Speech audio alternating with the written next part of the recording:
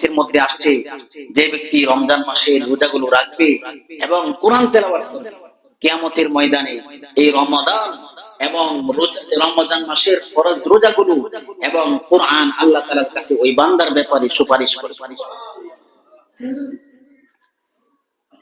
হাদিসের মধ্যে আল্লাহ রাসূল সাল্লাল্লাহু আলাইহি সাল্লাম বলেন, আসিয়ামু ওয়াল কুরআন ইয়াসফাহানি লিল আবদি, কিয়ামতের ময়দানে রমজানের রোজা এবং কোরআন বান্দার জন্য আল্লাহ তাআলার কাছে সুপারিশ করবে।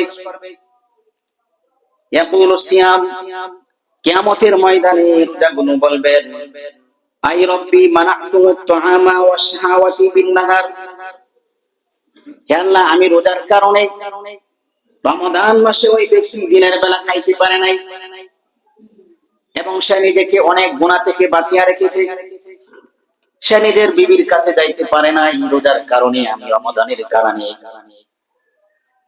আল্লাহ তাআলার কাছে বলবেন, ফাশাফি'নি ফীহি, তার ব্যাপারে আমার সুপারিশ আপনি কবুল করে নেন।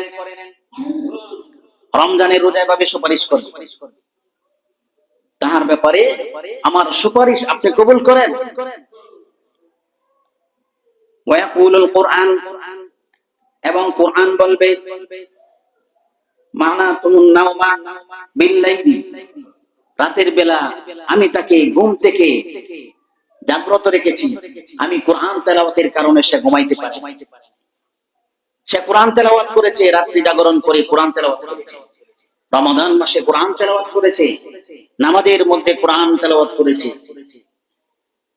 আল্লাহ তাআলার কাছে কোরআন বলবেন, ফাশাফি'নি ফীহি, তার ব্যাপারে আমার সুপারিশ আপনি কবুল করেন। ফায়াশফাআনি, আল্লাহ তাআলা উভয় জনের সুপারিশ কবুল করবেন এবং ওই বান্দাকে আল্লাহ তাআলা জান্নাতুল ফেরদাউসে প্রবেশ করাবেন। সুবহানাল্লাহ।